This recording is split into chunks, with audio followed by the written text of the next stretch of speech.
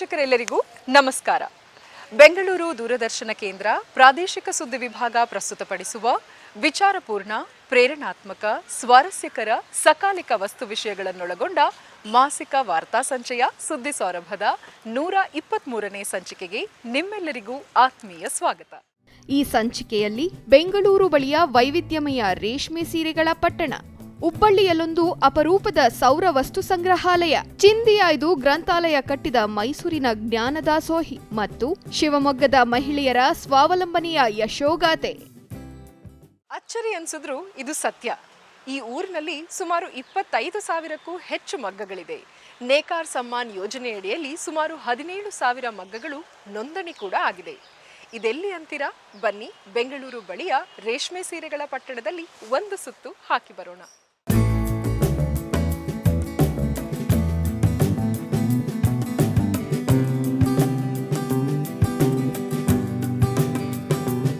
ಇದು ಬೆಂಗಳೂರು ಗ್ರಾಮಾಂತರ ಜಿಲ್ಲೆಯ ಸೀರೆಗಳ ಪಟ್ಟಣ ದೊಡ್ಡಬಳ್ಳಾಪುರ.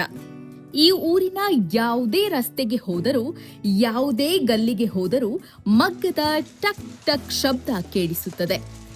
ತಮಿಳುನಾಡಿನ ಧರ್ಮಾವರಂ ಬಿಟ್ರೆ ಹೆಚ್ಚು ಮಗ್ಗಗಳಿರುವ ಮತ್ತು ಹೆಚ್ಚು ಜನರು ನೇಕಾರಿಕೆಯಲ್ಲಿ ತೊಡಗಿಕೊಂಡಿರುವ ಊರು ದೊಡ್ಡಬಳ್ಳಾಪುರ.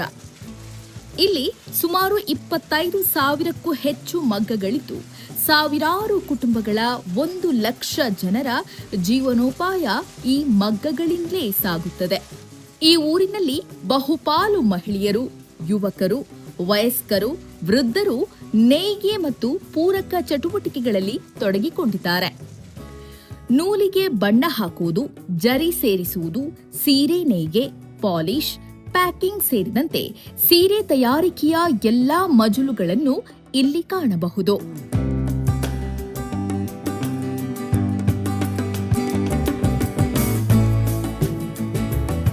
ದೊಡ್ಡಬಳ್ಳಾಪುರದ ಮಗ್ಗಗಳಲ್ಲಿ ತಯಾರಾಗುವ ಸೀರೆಗಳ ಪೈಕಿ ದಿನಕ್ಕೆ 25,000 ರೇಷ್ಮೆ ಸೀರೆಗಳು ಹೊರ ರಾಜ್ಯಕ್ಕಷ್ಟೇ ಅಲ್ಲ, ಹೊರ ದೇಶಕ್ಕೂ ಹೋಗುತ್ತವೆ.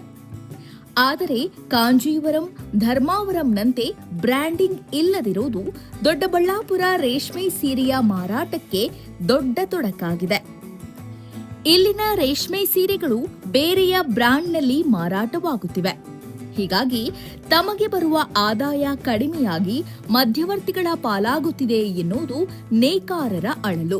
ಪ್ರತಿದಿನ ಒಂದು 50,000 ಸೀರೆ ನಮ್ಮೂರಿಂದ ಹೋಗುತ್ತೆ. ಮತ್ತೆ ಅವಾಗ ಸೀರೆ ಸಂತೆ ಅಂತ ಮಾಡಿದ್ರು. ಅವಾಗ ಅದು ಸ್ವಲ್ಪ ನೇಕಾರಕ್ಕೆ ಅನುಕೂಲ ಆಯ್ತು. ಬೇರೆ ಕಡೆ ಸೀರೆಗಳು ಬರ್ದಂಗೆ ನಮ್ದೇ ಸೀರೆ ಇಲ್ಲಿ ಉತ್ಪಾದನೆ ಮಾಡಿರೋದೆ ಇಲ್ಲೇ ಮಾರ್ಕೆಟಿಂಗ್ ಮಾಡಿದ್ರೆ ತುಂಬಾ ಚೆನ್ನಾಗಿರುತ್ತೆ ಅಂತ ನಮ್ಮ ಉದ್ದೇಶ. ಇತ್ತೀಚೆಗೆ ನಡೆದ ಸೀರೆ ಹಬ್ಬದಿಂದಾಗಿ ದೊಡ್ಡಬಳ್ಳಾಪುರದ ಸೀರೆಗೆ ಈಗ ಸ್ವಲ್ಪ ಬೆಲೆ ಬಂದಿದೆ. ಮುಂದಿನ ದಿನಗಳಲ್ಲಿ ಇಲ್ಲಿ ಸುಸಜ್ಜಿತ ವಾಣಿಜ್ಯ ಸಂಕೀರ್ಣವಾದರೆ ನೇಕಾರರ ಬದುಕು ಹಸನಾಗಬಹುದು ಎಂಬುದು ನೇಕಾರಿಕೆ ಉದ್ದಿಮೆಯಲ್ಲಿ ತೊಡಗಿರುವ ರಾಧಾ ಅವರ ಅನಿಸಿಕೆ.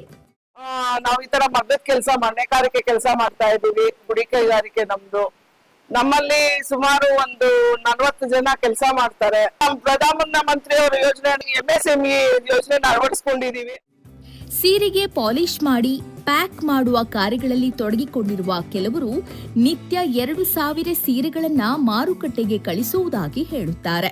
ಸೀರೆ ಮಗ್ಗದಲ್ಲಿ ರೆಡಿಯಾಗಿ ನಮ್ಮ ಹತ್ರ ಬರುತ್ತೆ, ನಾವು ಪಾಲಿಶ್ ಮಾಡಿ ವಾಪಸ್ ಕೊಡ್ತೀವಿ. ಅವರು ಧರ್ಮವರಂ, ಕಂಚಿ ಎಲ್ಲ ಹಾಕ್ತಾರೆ. ಧರ್ಮವರಂ ಎಲ್ಲ ಮೇನ್ ಇಲ್ಲಿ ಬ್ರಾಂಚ್ ಇಲ್ಲ.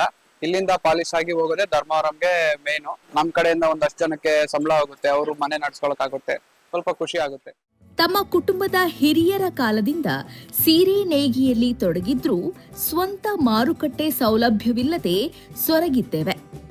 ನೇರ ಮಾರುಕಟ್ಟೆ ವ್ಯವಸ್ಥೆಯಾದರೆ ಮಧ್ಯವರ್ತಿಗಳ ಹಾವಳಿ ತಪ್ಪುತ್ತದೆ ಎಂಬುದು ನೇಕಾರರ ಅನಿಸಿಕೆ. ಧರ್ಮವರಂ ಸೀರೆ ಅಂತ ಬ್ರ್ಯಾಂಡ್ ಅಂತ ಇದೆ. ಅದೇ ತರ ನಮ್ ದೊಡ್ಡಬಳ್ಳಾಪುರದ ಸೀರೆಗೂ ಬ್ರ್ಯಾಂಡ್ ಅಂತ ಮಾಡಿದ್ರೆ ಒಳ್ಳೆ.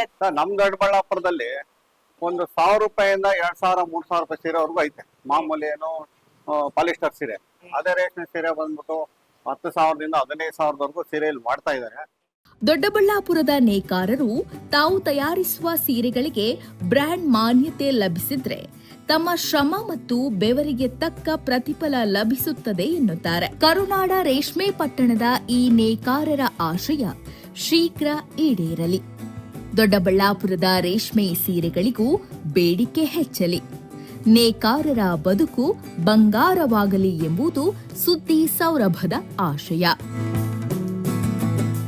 ನೇಯ್ಗೆ ವೃತ್ತಿಯಲ್ಲಿ ಧರ್ಮವರಂ ಬಿಟ್ಟರೆ ಬೆಂಗಳೂರು ಗ್ರಾಮಾಂತರ ಜಿಲ್ಲೆಯ ದೊಡ್ಡಬಳ್ಳಾಪುರ ಪಟ್ಟಣದಲ್ಲಿ ಸುಮಾರು 25,000ಕ್ಕೂ ಅಧಿಕವಾದಂತಹ ಈ ಮಗ್ಗಗಳು ಇರುವಂತದ್ದು. ಕೇಂದ್ರ ಸರ್ಕಾರದ ನೇಕಾರ ಸಮ್ಮಾನ ಯೋಜನೆಯಲ್ಲೂ ಕೂಡ ಅಳವಡಿಸಿಕೊಂಡು ಸುಮಾರು 17,000ಕ್ಕೂ ಅಧಿಕ ಮಂದಿ ಸದಸ್ಯರು ನೋಂದಾಯಿತರಾಗಿದ್ದಾರೆ. ಪುರುಷರಿಗೆ ಸರಿಸಮಾನವಾಗಿ ಮಹಿಳೆಯರು ಕೂಡ ಈ ನೇಕಾರಿಕೆಯಲ್ಲಿ ತೊಡಗಿರುವುದು ಇಲ್ಲಿನ ವಿಶೇಷವಾಗಿದೆ. ರಾಮ್ ಪ್ರಸಾದ್, ದೊಡ್ಡಬಳ್ಳಾಪುರ, ಬೆಂಗಳೂರು ಗ್ರಾಮಾಂತರ. ನಮ್ಮ ಧಾರ್ಮಿಕ ನಂಬಿಕೆಗಳಂತೆ ದೇವಾಲಯ, ಮಸೀದಿ, ಚರ್ಚ್, ಗುರುದ್ವಾರ, ಬಸದಿಗಳು ಹೀಗೆ ಇಂಥ ಜಾಗಗಳಲ್ಲಿ ನಾವು ಪ್ರಾರ್ಥನೆಗಳನ್ನು, ಪೂಜೆಗಳನ್ನು ಸಲ್ಲಿಸೋದನ್ನು ನೋಡಿರ್ತೀವಿ. ಆದರೆ ಪ್ರಕೃತಿಯನ್ನೇ ದೇವರಂತೆ ಪೂಜಿಸುವ, ಆರಾಧಿಸುವ ದೇವಾಲಯಗಳು ಕೂಡ ಇದೆ. ಆದರೆ ಅಪರೂಪ ಅಷ್ಟೇ. ಅಂತಹ ವಿಶಿಷ್ಟ ದೇವಾಲಯ ಹುಬ್ಬಳ್ಳಿಯ ವಿಜಯನಗರದಲ್ಲಿದೆ. ಇಲ್ಲಿ ದೇವರ ಪೂಜೆ ನಡೆಯಲ್ಲ, ಮಂತ್ರಘೋಷಗಳೂ ಮೊಳಗಲ್ಲ, ಆರತಿ ಕೂಡ ಬೆಳಗಲ್ಲ. ಏನು ಇದು ಜಾಗ? ಹೇಗೆ ಇದೆ ಈ ಜಾಗ? ಯಾವುದೇ ರೀತಿಯಾದಂಥ ಧೂಪ, ದೀಪ, ನಿವೇದನೆಗಳು ಇಲ್ಲಿ ದೇವರಿಗೆ ಮಾಡಲ್ಲ. ಈ ಜಾಗವನ್ನು ನೋಡೋದು ಹೇಗೆ? ಇದರ ವಿಶೇಷ ಏನು ಅಂತೀರಾ? ಬನ್ನಿ ಹೋಗಿ ಬರೋಣ.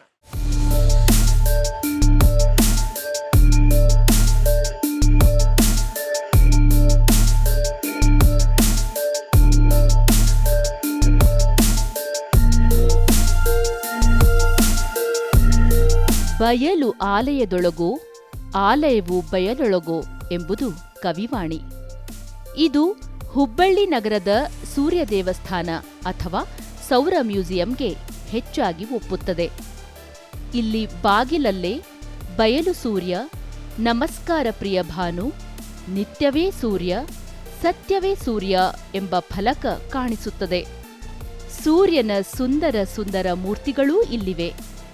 ಎಲ್ಲ ಜೀವರಾಶಿಗೂ ಚೈತನ್ಯ ನೀಡುವ ಸೂರ್ಯನಿಗೆ ಹೂಮಾಲೆ ಹಾಕುವ ಮೂಲಕ ಕೃತಜ್ಞತಾಪೂರ್ವಕವಾಗಿ ನಮಸ್ಕಾರ ಸಲ್ಲಿಸುವ ಸರಳ ಮತ್ತು ವೈಜ್ಞಾನಿಕ ಭಾವನೆ ಇಲ್ಲಿ ಜೀವಂತವಾಗಿದೆ.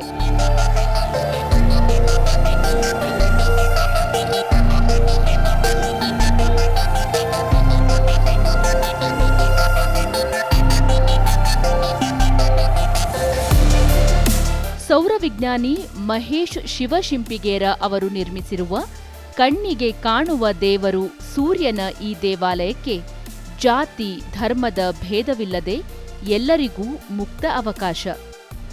ಇದು ಸಮಾನತೆಯ ಸಂದೇಶವನ್ನು ಸಾರುತ್ತದೆ. ಸುಮಾರು 30 ವರ್ಷಗಳಿಂದ ಸೌರಶಕ್ತಿಯ ಕುರಿತು ಸಂಶೋಧನೆ ನಡೆಸುತ್ತಿರುವ ಅವರು ತಮ್ಮ ಮನೆಯ ಆವರಣದಲ್ಲಿ ಸ್ವಂತ ವೆಚ್ಚದಲ್ಲಿ ಸುಮಾರು 1.5 ಲಕ್ಷ ರೂಪಾಯಿಗಳಲ್ಲಿ ಈ ಬಯಲು ದೇಗುಲ ನಿರ್ಮಿಸಿದ್ದಾರೆ.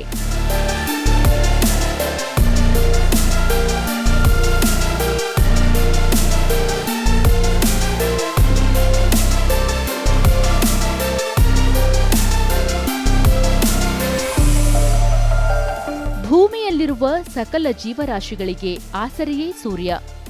ಯಾವುದೇ ಜಾತಿ, ಧರ್ಮ, ಪಂಥ, ಲಿಂಗ, ಭಾಷೆ ಎಂಬ ಭೇದಗಳಿಲ್ಲದೆ ಎಲ್ಲರಿಗೂ ಸಮಾನವಾಗಿ ಬೆಳಕು ನೀಡುವ ಸೂರ್ಯ ತತ್ವದ ಮೇಲೆ ಈ ದೇವಾಲಯ ನಿರ್ಮಿಸಿರುವುದಾಗಿ ಮಹೇಶ್ ಹೇಳುತ್ತಾರೆ. ಮ್ಯೂಸಿಯಂ ಸ್ಥಾಪನೆ ಮಾಡೋಕ್ಕಿಂತ ಮುಂಚೆ 1990ನೇ ಇಸ್ವಿಯಲ್ಲಿ ಮಂಗಳೂರಲ್ಲಿ ನಾನು ಇದು ಒಂದು ಸಣ್ಣ ವ್ಯಾಪಾರವಾಗಿ ಸಂಸ್ಥೆಯಾಗಿ ಸ್ಟಾರ್ಟ್ ಮಾಡಿದೆ. ಯಾಕೆಂತ ಹೇಳಿದ್ರೆ ಅವತ್ತಿನ ದಿವಸ ಇಂಧನದ ಸಮಸ್ಯೆ, ಇವತ್ತು ಎಲೆಕ್ಟ್ರಿಸಿಟಿ ಪ್ರಾಬ್ಲಮ್ ಏನಿತ್ತು ಅವಾಗ ತುಂಬ ಆಯಿತು ಎಲೆಕ್ಟ್ರಿಸಿಟಿ ಪ್ರಾಬ್ಲಮ್. ಸೊ ಆ ನಿಟ್ಟಿನಲ್ಲಿ ಯೋಚನೆ ಮಾಡಿದಾಗ ಇದಕ್ಕೊಂದು ಏನಾದರೂ ಒಂದು ಒಳ್ಳೆಯ ಪರಿಹಾರವನ್ನು ಕೊಡಬೇಕಲ್ಲ. ನನಗೆ ಹೊಳೆದದ್ದು ಸೋಲಾರ್ ಎನರ್ಜಿಯನ್ನು, ಸೂರ್ಯನ ಶಕ್ತಿಯಿಂದ ನಾವು ಇಂಧನ ಸಮಸ್ಯೆ, ಎಲೆಕ್ಟ್ರಿಸಿಟಿ ಸಮಸ್ಯೆಯನ್ನು ಪರಿಹಾರ ಮಾಡ್ಕೊಳ್ಳಿಕ್ಕಾಗುತ್ತೆ. ಪೂಜೆ, ಪುನಸ್ಕಾರ, ಹೋಮ, ಹವನವಿಲ್ಲದೆ ಈ ದೇವಾಲಯ ಜ್ಞಾನದ ಗಣಿಯಾಗಿದೆ. ನವೀಕರಿಸಬಹುದಾದ ಇಂಧನದ ಮಹತ್ವವನ್ನು ಜನರಿಗೆ ಸಾರುವ ಇದು ಸೌರ ವಸ್ತು ಸಂಗ್ರಹಾಲಯವೂ ಆಗಿದೆ. ಸೌರಶಕ್ತಿಯಿಂದ ಕಾರ್ಯನಿರ್ವಹಿಸುವ ವಿವಿಧ ಮಾದರಿಗಳನ್ನು ಅವರು ಸ್ವತಃ ರೂಪಿಸಿದ್ದಾರೆ. ಈ ಮಾದರಿಗಳು ರಾಜ್ಯ ಮತ್ತು ರಾಷ್ಟ್ರಮಟ್ಟದ ವಸ್ತು ಪ್ರದರ್ಶನಗಳಲ್ಲಿ ಪ್ರಶಸ್ತಿಯನ್ನೂ ಪಡೆದಿವೆ.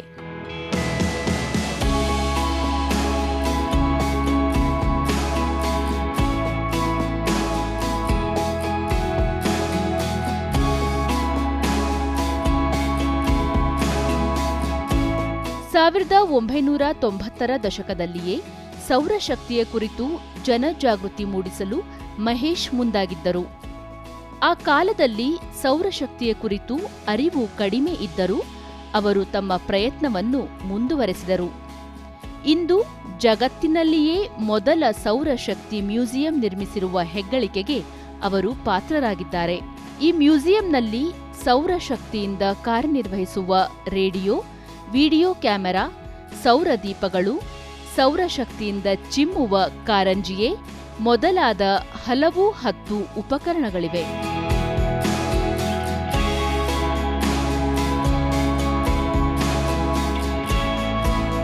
ಮಾನವ ಕುಲಕ್ಕೆ ಸೂರ್ಯನಿಂದ ಲಭಿಸುವ ಅನೇಕ ಪ್ರಯೋಜನಗಳ ಬಗ್ಗೆ ವಿವರಿಸುವ ಅವರು ದೈನಂದಿನ ಬದುಕಿನಲ್ಲಿ ಸೌರಶಕ್ತಿಯನ್ನು ಸಮರ್ಥವಾಗಿ ಬಳಸಿದರೆ ಪರಿಸರವನ್ನು ರಕ್ಷಿಸಬಹುದು, ವಿದ್ಯುತ್ ಉಳಿತಾಯವನ್ನು ಮಾಡಬಹುದು ಎನ್ನುತ್ತಾರೆ.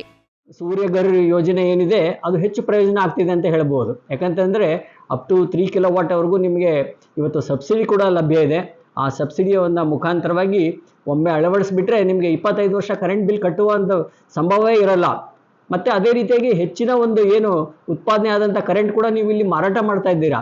ಸೊ ಹಾಗಾಗಿ ಇದು ಸ್ವಂತ ಬಳಕೆನೂ ಆಯಿತು ಮತ್ತು ಇದನ್ನು ಮಾರಾಟ ಕೂಡ ಮಾಡಲಿಕ್ಕೆ ಸಾಧ್ಯ ಆಗುತ್ತೆ. ಛಾವಣಿಯ ಮೇಲೆ ಅಳವಡಿಸಿರುವ ಸೌರ ಫಲಕದ ನೆರವಿನಿಂದ ಕುಕ್ಕರ್ನಲ್ಲಿ ಅಡುಗೆಯನ್ನೂ ಮಾಡಬಹುದು ಎಂಬುದನ್ನು ಇವರು ಸಾಧಿಸಿ ತೋರಿಸಿದ್ದಾರೆ. ಇದು ಸೋಲಾರ್ ಪ್ಯಾರಾಬೋಲಿಕ್ ಸಿಸ್ಟಮ್ ಅಂತ ಹೇಳಿ, ಸೂರ್ಯನ ಕಿರಣಗಳು ಎಲ್ಲ ಕಡೆ ಬಿದ್ದು ಕಾನ್ಸಂಟ್ರೇಟ್ ಆಗಿ ಒಂದು ಫೋಕಲ್ ಪಾಯಿಂಟ್ ಬರುತ್ತೆ. ಅಲ್ಲಿ ನಾವು ಈ ಕುಕ್ಕರ್ ಇಟ್ಟಾಗ ನಿಮಗೆ 15ರಿಂದ 20 ನಿಮಿಷದಲ್ಲಿ ಇಲ್ಲಿ ಅಡುಗೆ ಆಗುತ್ತೆ. ನೀವು ಗ್ಯಾಸ್ ಮೇಲೆ ಎಷ್ಟು ಬೇಗ ಅಡುಗೆ ಮಾಡ್ತಿರಲ್ಲ ಅದು ಅಷ್ಟೇ ಬೇಗ ಇಲ್ಲಿ ಅಡುಗೆಯನ್ನು ಮಾಡ್ಬೋದು. ಸೊ ಇದೇನಪ್ಪ ಅಂದರೆ ನೀವು ಬಂದು ಇಟ್ಟುಬಿಟ್ಟು ಬಿಸಿಲಲ್ಲಿ ನಿಲ್ಲಬೇಕಂತೇನಿಲ್ಲ.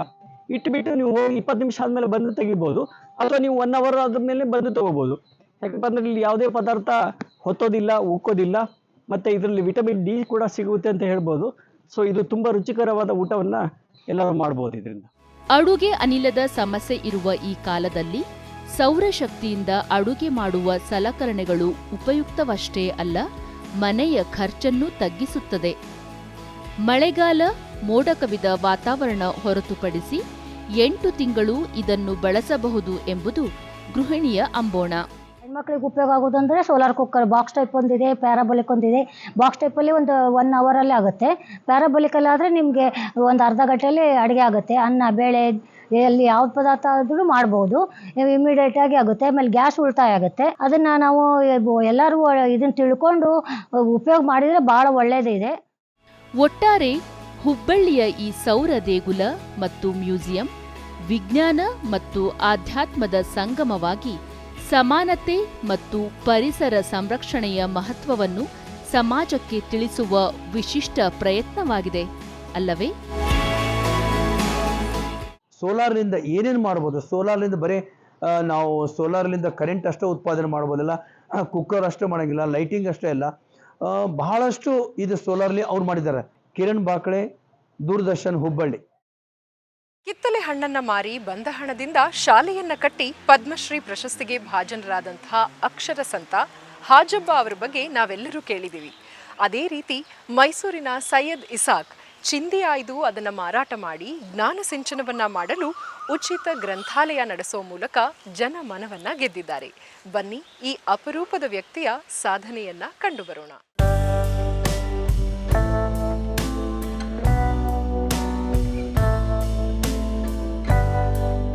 ಬದುಕು ವ್ಯರ್ಥವಲ್ಲ, ಅದಕ್ಕೊಂದು ನಿಜ ಅರ್ಥ ಅಡಗಿದೆ ಎಂಬುದನ್ನು ಮನಗಂಡಿರುವ ಮೈಸೂರಿನ ಸೈಯದ್ ಇಸಾಕ್ ತಾವು ಶಾಲೆಯ ಮೆಟ್ಟಿಲೇರದಿದ್ದರೂ ಜೀವನವೆಂಬ ವಿಶ್ವವಿದ್ಯಾಲಯದಿಂದ ಕಲಿತ ಕ್ರಿಯಾಶೀಲತೆಯಿಂದ ಓದು ಬಲ್ಲವರ ಜ್ಞಾನವೃದ್ಧಿಯಾಗಲಿ ಎಂದು ರಾಜೀವ್ ನಗರದ 2ನೇ ಹಂತದಲ್ಲಿ ಸಾರ್ವಜನಿಕ ಗ್ರಂಥಾಲಯವನ್ನು ಸ್ವತಃ ಕಟ್ಟಿ ಪುಸ್ತಕ ಪ್ರೇಮಿಗಳ ಜ್ಞಾನದಾಹ ತಣಿಸುತ್ತಿದ್ದಾರೆ.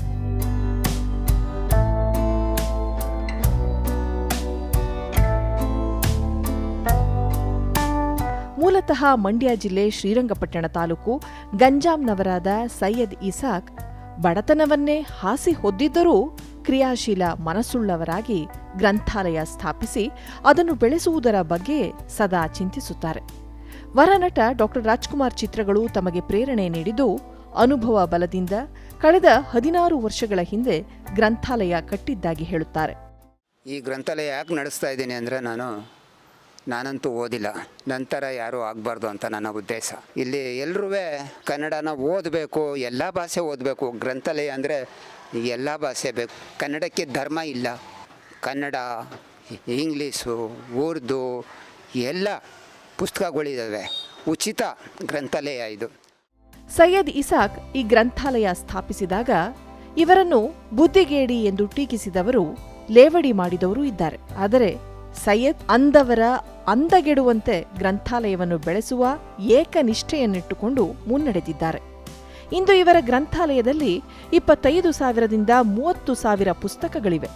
ಈ ಪುಸ್ತಕವನ್ನು ಉಚಿತವಾಗಿ ಮನೆಗೆ ತೆಗೆದುಕೊಂಡು ಹೋಗಿ ಓದಿ ಹಿಂತಿರುಗಿಸಲು ಅವಕಾಶವಿದ್ದು, ಪುಸ್ತಕ ಪ್ರೇಮಿಗಳು ಇದರ ಪ್ರಯೋಜನ ಪಡೆಯುತ್ತಿದ್ದಾರೆ.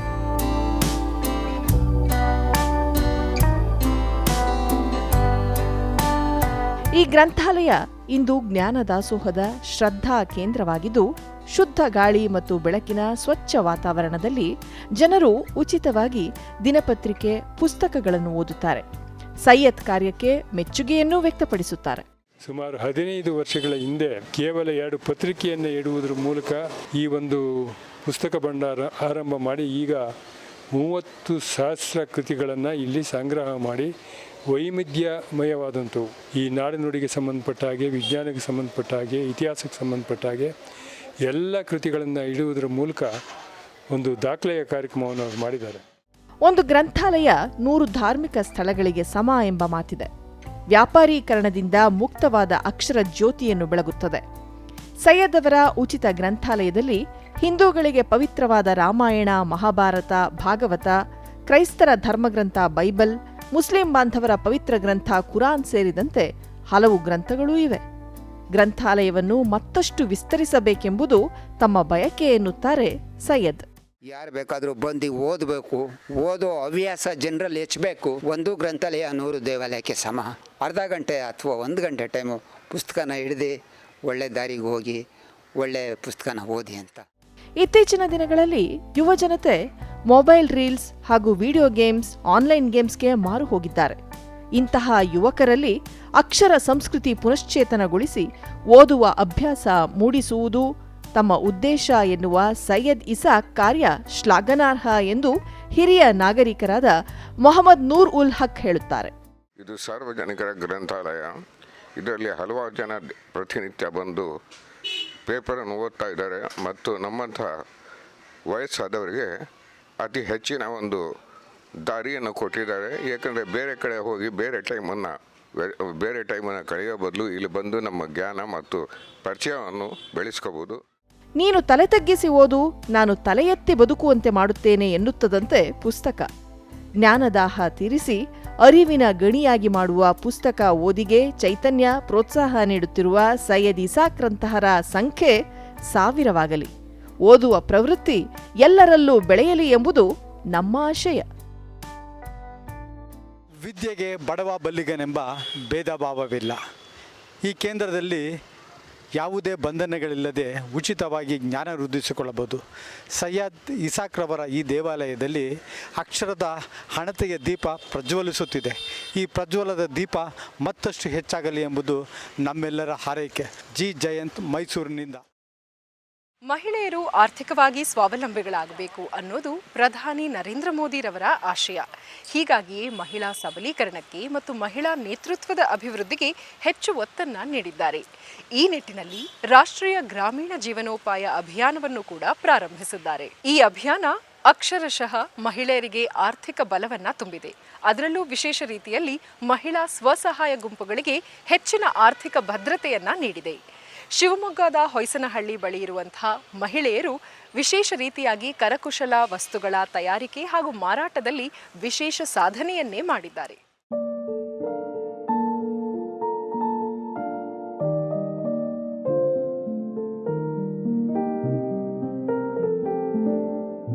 ಹೊಯ್ಸನಹಳ್ಳಿ ಶಿವಮೊಗ್ಗ ತಾಲೂಕು ಪಿಳ್ಳಂಗೇರೆ ಗ್ರಾಮ ಪಂಚಾಯಿತಿ ವ್ಯಾಪ್ತಿಗೆ ಸೇರಿದ ಪುಟ್ಟಹಳ್ಳಿ. ಈ ಗ್ರಾಮದ ಮಹಿಳೆಯರು ಕಳೆದ ನವೆಂಬರ್ನಲ್ಲಿ ರಾಷ್ಟ್ರೀಯ ಗ್ರಾಮೀಣ ಜೀವನೋಪಾಯ ಅಭಿಯಾನದ ಅಡಿಯಲ್ಲಿ ಆಯೋಜಿಸಲಾಗಿದ್ದ ಪೇಪರ್ ಕವರ್, ಎನ್ವಲಪ್ ಮತ್ತು ಫೈಲ್ ಹಾಗೂ ಕರಕುಶಲ ವಸ್ತುಗಳ ತಯಾರಿಕೆಯ ತರಬೇತಿ ಪಡೆದು ಇಂದು ವಿವಿಧ ಬಗೆಯ ಕರಕುಶಲ ವಸ್ತುಗಳನ್ನು ತಯಾರಿಸಿ ಮಾರಾಟ ಮಾಡುವ ಮೂಲಕ ಸುಸ್ಥಿರ ಜೀವನೋಪಾಯದ ಭದ್ರತೆ ಪಡೆದಿದ್ದಾರೆ. ಹೊಯ್ಸನಹಳ್ಳಿ ಮಹಿಳೆಯರು ಶಾರದಾಂಬಾ ಸ್ವಸಹಾಯ ಗುಂಪು ಕಟ್ಟಿಕೊಂಡು ಸ್ವಾವಲಂಬನೆಯ ಹಾದಿಯಲ್ಲಿ ಹೆಜ್ಜೆ ಹಾಕಿದ್ದು, ಇವರಿಗೆ ಶಿವಮೊಗ್ಗ ಜಿಲ್ಲಾ ಪಂಚಾಯತ್ ನಿರಂತರ ಬೆಂಬಲ ನೀಡುತ್ತಿದ್ದು ಮಾರುಕಟ್ಟೆಯನ್ನೂ ಕಲ್ಪಿಸಿದೆ. ಹೀಗಾಗಿಯೇ ಇಲ್ಲಿನ ಮಹಿಳೆಯರು ಫ್ಲೋರ್ ಮ್ಯಾಟ್, ತೋರಣ, ಜೋಕಾಲಿ, ಕೈಚೀಲ, ಕಾಗದದ ಚೀಲಗಳು, ದಾಖಲೆಗಳನ್ನು ಭದ್ರವಾಗಿಡುವ ಫೈಲ್ಗಳು, ತೆಂಗಿನಕಾಯಿ ಚೀಲವೇ ಮೊದಲಾದ ನಾನಾ ಬಗೆಯ ಉತ್ಪನ್ನಗಳನ್ನು ತಯಾರಿಸುತ್ತಿದ್ದಾರೆ.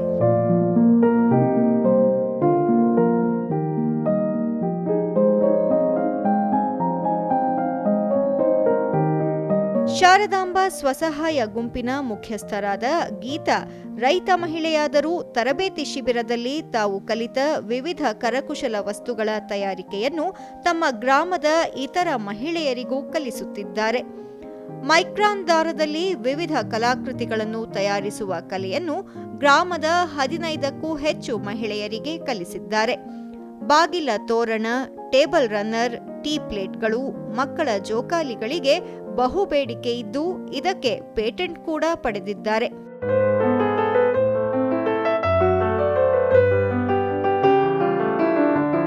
ಶಾರದಾಂಬಾ ಸ್ವಸಹಾಯ ಗುಂಪಿನ ರೀತಿಯಲ್ಲೇ ಜಿಲ್ಲೆಯ ವಿವಿಧ ಭಾಗಗಳಲ್ಲಿರುವ ಸಂಜೀವಿನಿ ಸ್ವಸಹಾಯ ಗುಂಪಿನೊಂದಿಗೆ ಸಂಪರ್ಕಿತರಾದ ಮಹಿಳೆಯರು ಸಿದ್ಧಪಡಿಸುವ ನಾನಾ ಬಗೆಯ ಉತ್ಪನ್ನಗಳಿಗೆ, ಕರಕುಶಲ ವಸ್ತುಗಳಿಗೆ ಮಾರುಕಟ್ಟೆ ಒದಗಿಸಲು ಶಿವಮೊಗ್ಗ ಜಿಲ್ಲಾ ಪಂಚಾಯಿತಿ ಇತ್ತೀಚೆಗೆ ಆಯೋಜಿಸಿದ್ದ ಮಲೆನಾಡ ಕರಕುಶಲ ಉತ್ಸವ ಯಶಸ್ವಿಯಾಗಿದ್ದು, ಸಾವಿರಾರು ಜನರು ಈ ಮೇಳಕ್ಕೆ ಭೇಟಿ ನೀಡಿ ಪ್ರೋತ್ಸಾಹಿಸಿದ್ದಾರೆ.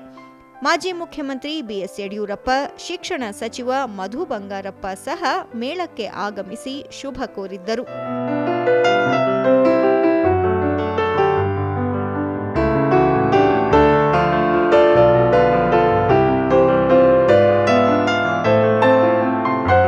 ಶಿವಮೊಗ್ಗ ಜಿಲ್ಲೆಯಲ್ಲಿರುವ ಸುಮಾರು 13,000 ಸ್ವಸಹಾಯ ಗುಂಪುಗಳಲ್ಲಿ 1,25,000ಕ್ಕೂ ಹೆಚ್ಚು ಸದಸ್ಯರು ನೋಂದಾವಣೆಯಾಗಿದ್ದು, ಕಸೂತಿ ಕಲೆ, ಹಸೆ ಚಿತ್ತಾರ, ಮರದ ಕೆತ್ತನೆ, ಹೈನುಗಾರಿಕೆ, ಟೆರಾಕೋಟಾ, ಉಪ್ಪಿನಕಾಯಿ, ಹಪ್ಪಳ, ಕಚೇರಿಗಳಲ್ಲಿ ಬಳಕೆಯಾಗುವ ಪೇಪರ್ ಚೀಲಗಳು, ಇನ್ಲೇ ಚಿತ್ರಪಟಗಳು, ಕಡತ, ಮದುವೆ, ಮುಂಜಿ ಮೊದಲಾದ ಶುಭ ಸಮಾರಂಭಗಳಲ್ಲಿ ಬಳಸುವ ಕಾಗದದ ಚೀಲವೇ ಮೊದಲಾದ 10 ಹಲವು ಉತ್ಪನ್ನ ತಯಾರಿಸುತ್ತಿದ್ದಾರೆ. ಈ ಉತ್ಪನ್ನಗಳಿಗೆ ಉತ್ತಮ ಮಾರುಕಟ್ಟೆಯೂ ಇರುವುದರಿಂದ 100ಕ್ಕೂ ಹೆಚ್ಚು ಕಸುಬುಗಳಲ್ಲಿ ಲಕ್ಷಾಂತರ ಮಹಿಳೆಯರು ತೊಡಗಿಕೊಂಡಿದ್ದಾರೆ.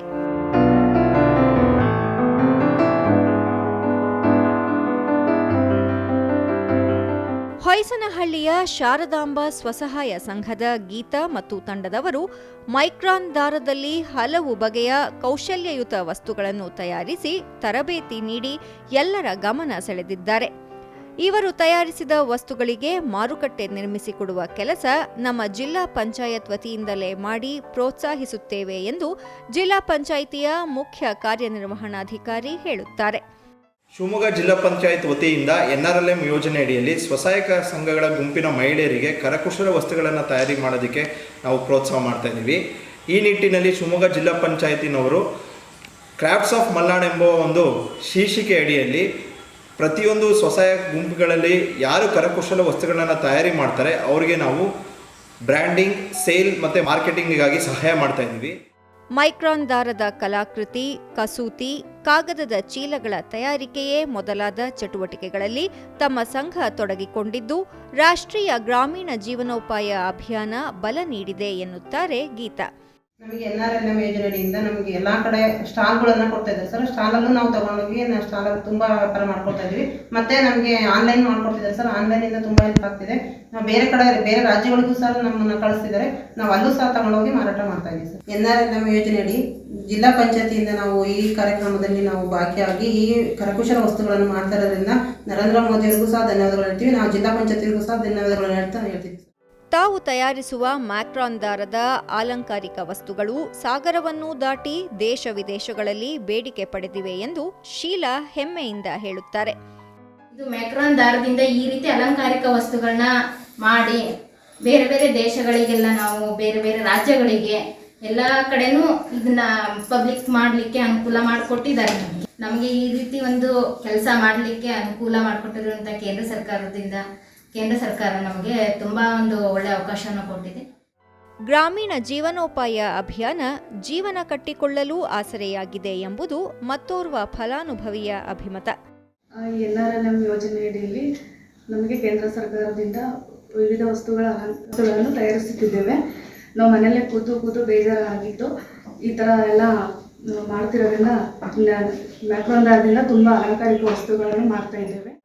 ರಾಷ್ಟ್ರೀಯ ಗ್ರಾಮೀಣ ಜೀವನೋಪಾಯ ಅಭಿಯಾನ ಗ್ರಾಮೀಣ ಮಹಿಳೆಯರ ಸುಪ್ತ ಪ್ರತಿಭೆಯ ಪ್ರಕಾಶಕ್ಕೆ ಅವಕಾಶ ನೀಡಲಿ, ಎಲ್ಲ ಮಹಿಳೆಯರು ಆರ್ಥಿಕವಾಗಿ ಸಬಲರಾಗಲಿ, ದೇಶ ಮಹಿಳಾ ನೇತೃತ್ವದಲ್ಲಿ ಮುಂದೆ ಸಾಗಲಿ ಅಲ್ಲವೇ?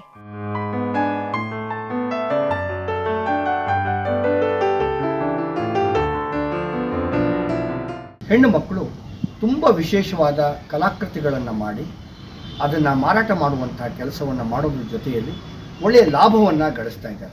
ಇಂಥದ್ದೊಂದು ಅಪರೂಪದ ಪ್ರಯತ್ನ ಶಿವಮೊಗ್ಗ ತಾಲೂಕಿನ ಪಿಳ್ಳಂಗೇರಿ ಗ್ರಾಮ ಪಂಚಾಯಿತಿಯ ಹೊಯ್ಸನಹಳ್ಳಿ ಅನ್ನುವಂಥ ಒಂದು ಗ್ರಾಮದಲ್ಲಿ ಹೆಣ್ಣು ಮಕ್ಕಳು ಸೇರಿಕೊಂಡು ಈ ಕೆಲಸವನ್ನು ಮಾಡ್ತಾ ಇದ್ದಾರೆ. ದೀಪಕ್, ಶಿವಮೊಗ್ಗ. ನೋಡಿದ್ರಲ್ಲ ವೀಕ್ಷಕರೇ, ಈ ಬಾರಿಯ ಸುದ್ದಿ ಸೌರಭ ಕಾರ್ಯಕ್ರಮದ ವಿಶೇಷತೆಗಳನ್ನು.